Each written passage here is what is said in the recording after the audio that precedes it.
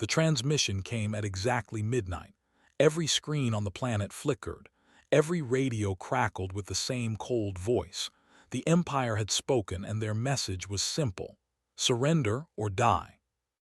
Admiral A stood on the bridge of his flagship, the Eternal Dominion. His 4 eyes scanned the blue planet below, Earth. Such a small world, such a young species. They had only discovered faster than light travel 50 years ago. They had conquered 1,000 worlds in 10,000 years. This conquest would be easy. It would be quick. It would be forgotten within a generation. Behind him, his tactical officer reported the numbers. 300 warships surrounded Earth. Each ship carried enough firepower to burn a continent. The human fleet numbered only 42 vessels. Their largest ship was smaller than an escort cruiser. The mathematics were simple. The outcome was certain. A opened the communication channel once more.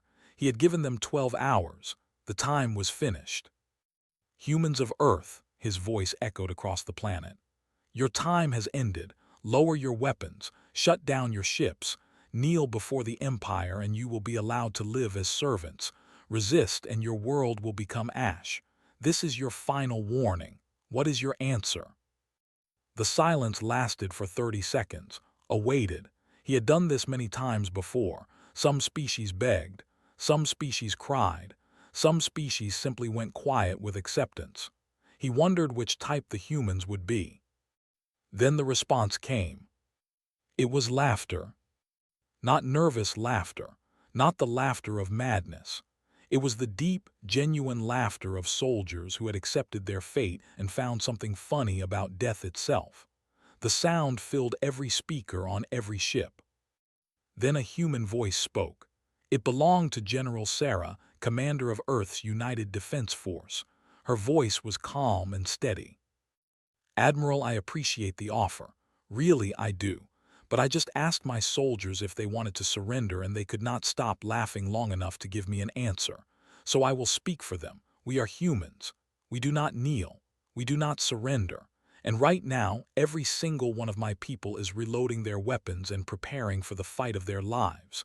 So come and take our world if you can. We will be waiting. The channel closed. I felt something strange in his chest. It took him a moment to recognize it. It was confusion. No species had ever responded like this. Not when faced with certain defeat. Not when facing 300 warships with only 42. They are insane, his tactical officer whispered. No, I replied slowly. They are something else, something we have not seen before. He gave the order to attack. The first wave of fighters screamed toward Earth. 2,000 small craft, each one piloted by a veteran of 100 conquests. They expected the human ships to retreat. They expected panic. They expected fear. Instead, the 42 human ships charged forward. Captain commanded the destroyer Defiance. His ship was old. His crew was tired. They had been fighting small border skirmishes for years, never expecting a real war. Now they faced an empire that had never known defeat. Looked at his crew, young faces, old faces, scared faces, determined faces. They all knew the truth. They were not going to survive this battle, but they were going to make sure they remembered it forever. All hands spoke into the ship-wide channel. You know why we are here, you know what we face. Some of you have families on the planet below, some of you have friends. Some of you are fighting for strangers you have never met. It does not matter. Today we fight for something bigger than ourselves. Today we show the galaxy what humanity is made of. So check your weapons, say your prayers if you have them, and get ready. We are about to make history. The Defiance accelerated to full speed. Around it, 41 other ships did the same. They formed a wedge, pointing directly at the heart of the fleet. The first shots were fired. Plasma beams cut through space. Human shields flickered and died. Ships exploded in silence, their crews gone in an instant. In the first 5 minutes, 12 human ships were destroyed. But the humans did not stop. They kept coming.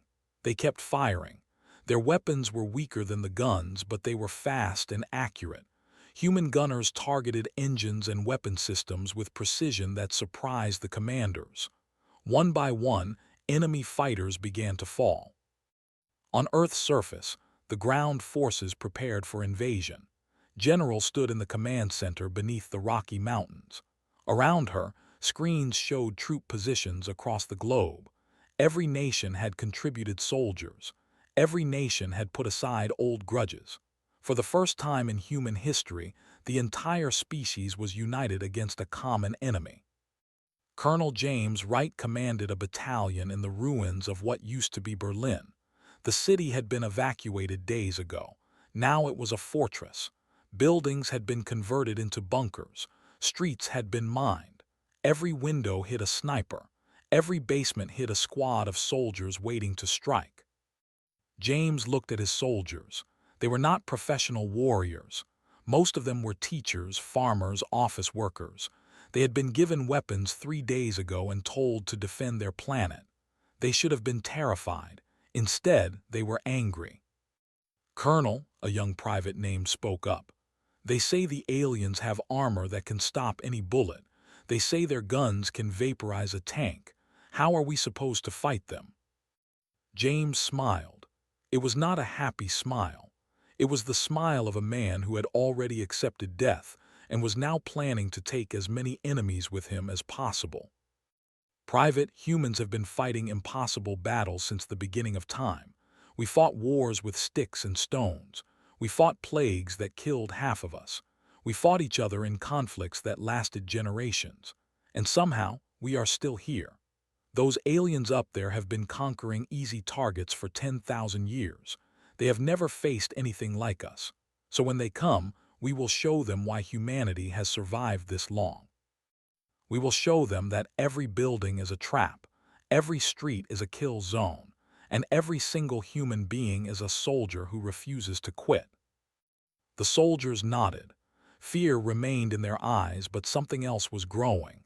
Pride, determination, the stubborn refusal to accept defeat that had defined humanity since the first human ancestor stood up on 2 legs and refused to be eaten by a predator. In orbit, the battle continued. The human fleet had been reduced to 23 ships. They had destroyed over 300 fighters and damaged 2 cruisers. It was a better performance than anyone had expected, but it was not enough. The fleet was simply too large. Admiral A watched the battle with growing unease. He had expected this to be over in minutes. Instead, it had been 4 hours and the humans were still fighting. Every time one of their ships was destroyed, another would take its place. They fought with a desperation he had never witnessed. "Admiral," his tactical officer reported, "the human flagship is making a run directly at us." A looked at the screen. The human battleship Unconquered was accelerating toward the Eternal Dominion. Its shields were failing.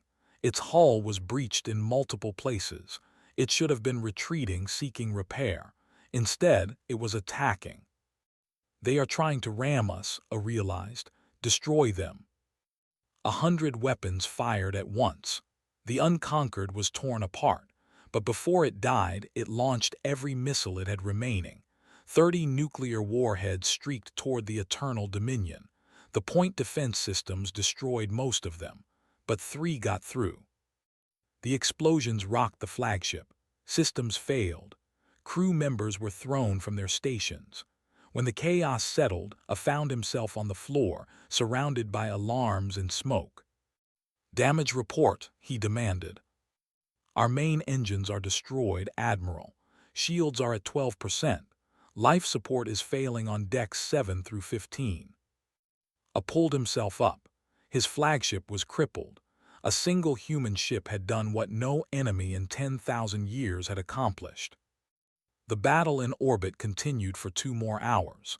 When it ended, only 7 human ships remained. But they had destroyed 18 vessels and damaged 40 more. The victory was assured, but it had come at a cost that shocked every commander in the fleet. Then came the ground invasion. Drop ships descended through Earth's atmosphere. They carried soldiers who had conquered 100 worlds. They expected the remaining humans to hide, to beg, to accept their fate. They found something else entirely. In Berlin, the first squad walked into a trap. Explosives brought buildings down on top of them. Snipers picked off survivors. When reinforcements arrived, they found the humans had already moved, leaving only more traps behind. In Tokyo, human soldiers used the subway tunnels to launch hit-and-run attacks. They would strike, disappear, and strike again from a different direction. They could not pin them down. In New York, civilians joined the fight. Old men with hunting rifles, young women with homemade explosives, children acting as messengers and scouts. Every single person who could contribute did so. General coordinated the defense from her bunker. She knew they could not win. She knew they would eventually crush them through sheer numbers. But she also knew something that did not. Every day the humans held out, other species in the galaxy were watching. Worlds that had surrendered without a fight saw humans dying on their feet rather than living on their knees. Seeds of rebellion were being planted across the empire. The resistance lasted for 6 months. 6 months of constant fighting. 6 months of ambushes and counterattacks. 6 months of humans refusing to accept the inevitable. They lost more soldiers on Earth than they had lost in the previous century of conquests. When the final human stronghold fell, Admiral stood in the ruins of the command center. General was dead, killed leading a counterattack hours before. The last human soldiers had fought until their ammunition ran out, then fought with knives and fists until they were overwhelmed. I looked at the bodies. He looked at the primitive weapons. He looked at the defiant expressions frozen on dead faces. "What is wrong with these creatures?" his aide asked. "Why did they not simply surrender? They could have lived." I was silent for a long moment. Then he spoke.